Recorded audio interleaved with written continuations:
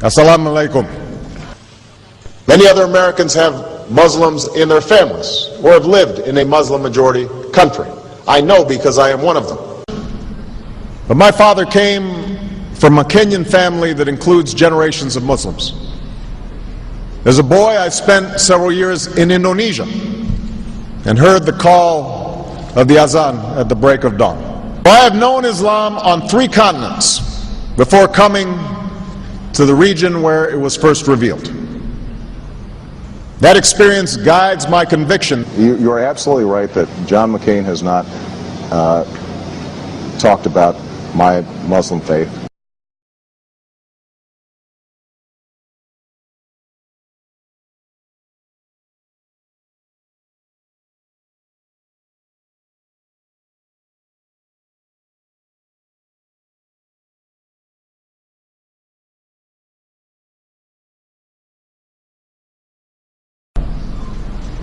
As the Holy Quran tells us, the Holy Quran teaches that, the Holy Quran tells us, and the Holy Quran also says,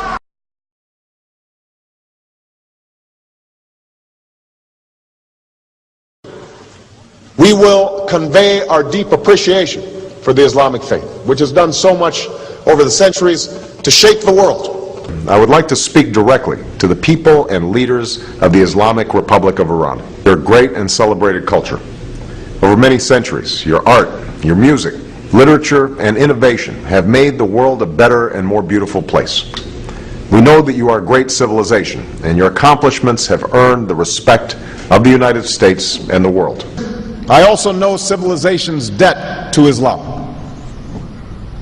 It was Islam at places like Uluzar that carried the light of learning through so many centuries, paving the way for Europe's Renaissance and Enlightenment. It was innovation in Muslim communities that developed the order of algebra, our magnetic compass and tools of navigation, our mastery of pens and printing, our understanding of how disease spreads and how it can be healed. Islamic culture has given us majestic arches and soaring spires, timeless poetry and cherished music, elegant calligraphy, and places of peaceful contemplation.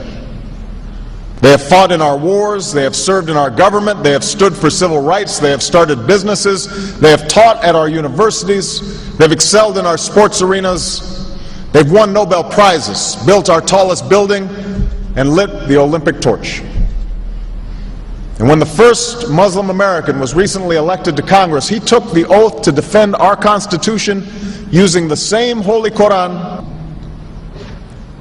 In ancient times and in our times, Muslim communities have been at the forefront of innovation and education.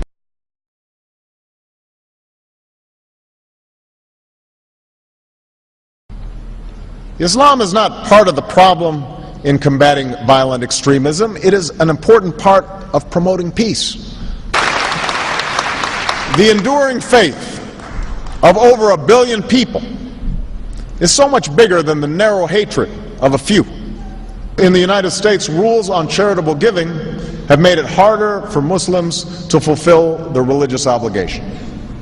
That's why I'm committed to working with American Muslims to ensure that they can fulfill zakat. It is important for Western countries to avoid impeding Muslim citizens from practicing religion as they see fit.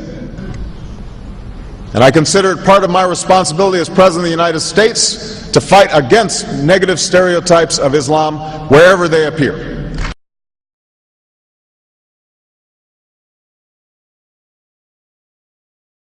We are no longer a Christian nation. We do not consider ourselves a Christian nation. The United States has been enriched by Muslim Americans. Since our founding, American Muslims have enriched the United States. Islam has always been a part of America's story. There is a mosque in every state in our union and over 1,200 mosques within our borders. One of the points I want to make is that if you actually took the number of Muslims Americans, we'd be one of the largest Muslim countries in the world. Let there be no doubt, Islam is a part of America.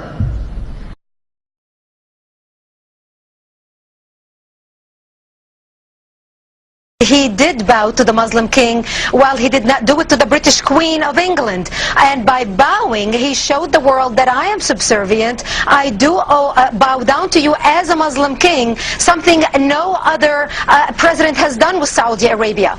The Saudi king is his peer. He is not his subordinate in order to bow for him. And this is exactly what Obama did. Usually it is out of respect that someone would nod his head when bowing to royalty, and the ladies will give curtsy. But Obama went beyond what is required as a head of state and bowed to the Saudi king, and that's unacceptable. It sent the wrong symbol. When you say it sends the wrong signal, what signal do you think it sends? It sent a message that Islam is superior to any other master or king or president in the world, that an American president bowed to a Muslim king. It also sent a message that terrorism and jihadism is giving Islam the respect it should have on the world stage, to the point that it made an American president, for the first time in history, bow to a Muslim king.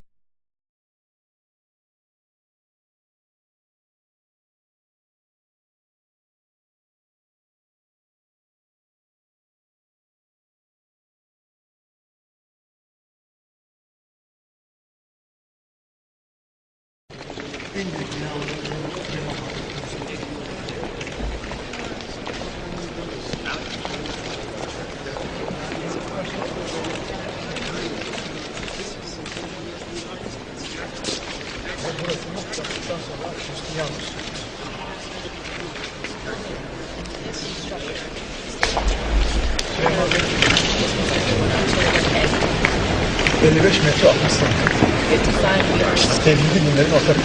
this is a common thought shared by all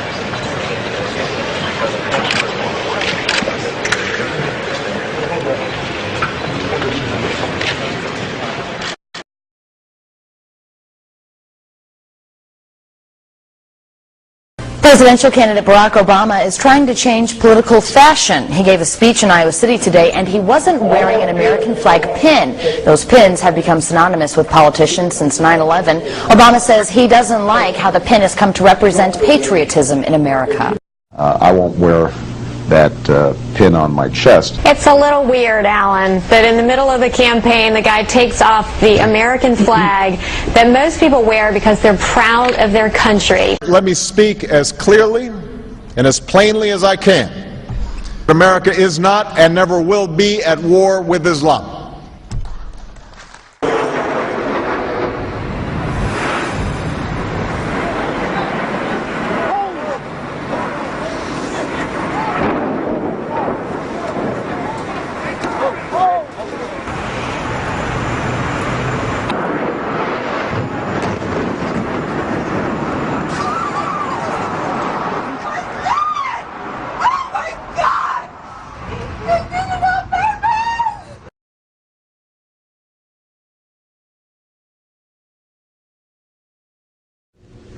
Thank you.